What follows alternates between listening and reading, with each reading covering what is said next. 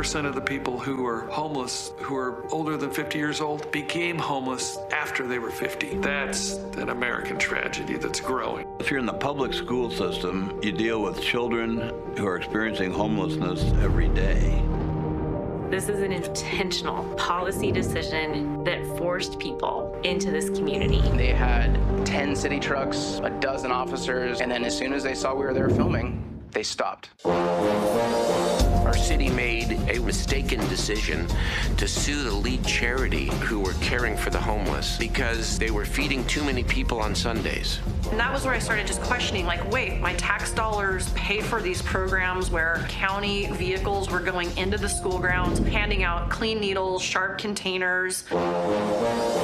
So many politicians talk about how much more money is being spent. $400,000. $250,000. $700 million. And the money? We're spending 3 times more than we were 12 years ago.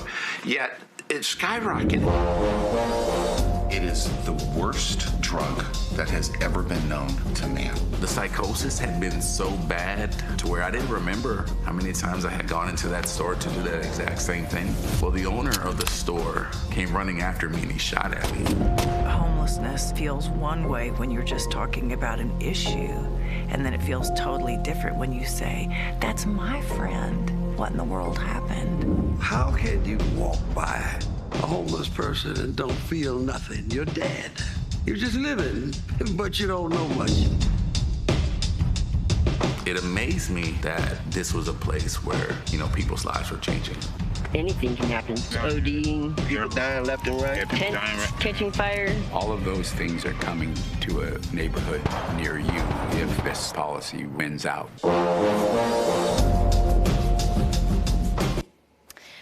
You just watched the trailer for No Address. It's a movie that tackles homelessness in America.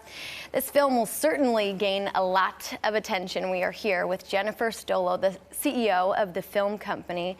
Why did you feel that it was important to make this movie? Because, it touches almost every part of America. Right, exactly. It's an American crisis, right? We see it everywhere. Robert Craig Films is based out of California, and we particularly obviously see it in our state. But there's so much more to the story than I think what we all know. We really want to reshape the narrative. We really want there to be a different perception. These are human beings. They're people like you and I that have stories, and they've all come to this place in different ways. And so, we want to showcase the human side of the situation. There are so many different factors behind homelessness. And you guys have a Big 5 campaign. It's a movie, a documentary, we've got a book, an album. What is the whole mission behind that campaign? It really is to see it in all different lights. This is a full-length feature film that will be out in the fall with Billy Baldwin, Ashanti, some well-known actors. But in order to prepare for it, we wanted to make sure the movie was authentic. So we actually journeyed across the entire United States to 20 major cities in 18 states to actually study the crisis and really learn and understand as producers what is going on. And so became a documentary actually out of that. What did you learn in that process?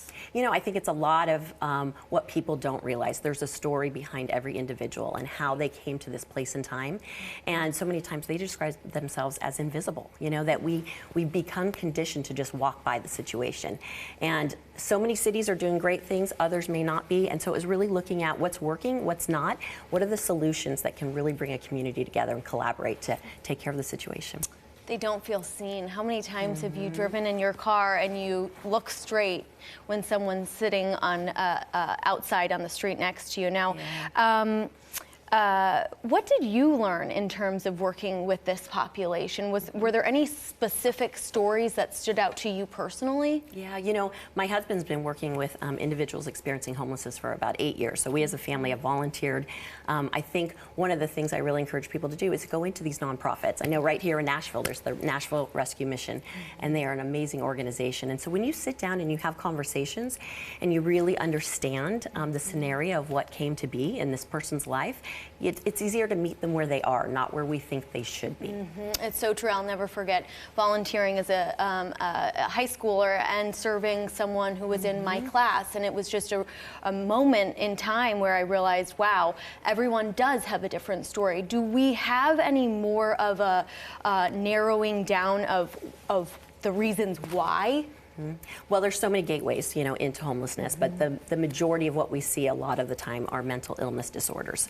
Addiction, yes, can be part of it, but many times we see the entire country, is dealing with mental illness. And so that's a big gateway, but our movie actually showcases all different ways. The foster care system, veterans, addiction, mental health, abuse in the home. And so it's really the storylines that tell us this could happen to anyone. It really could. It really can. And you hear these stories when you do volunteer at places like Nashville Rescue Mission. Right. What do you think the biggest misconception is when it comes to this group?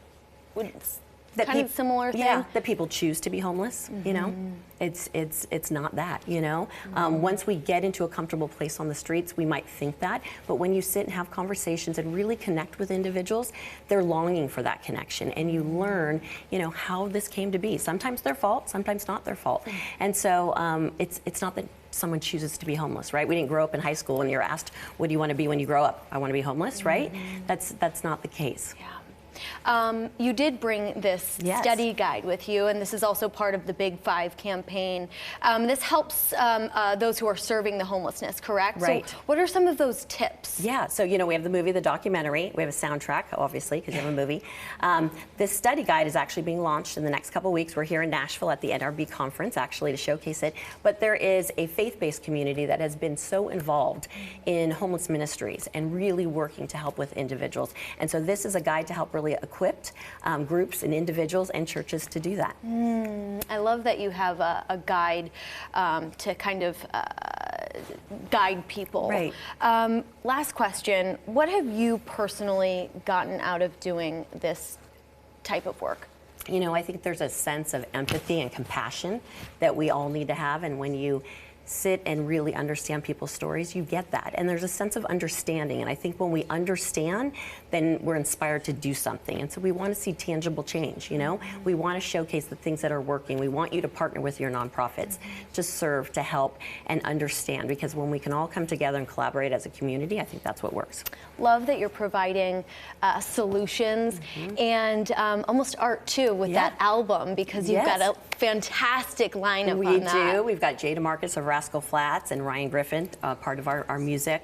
Shanti's in the movie, so she will be a part of that as well, too. So we love being here in Nashville, obviously, to celebrate the music aspect, too. Congratulations. Thank you so much for what you're doing and spreading awareness and enlightening our country. Read more about No Address. It is going to be so, so powerful. Visit noaddressmovie.com.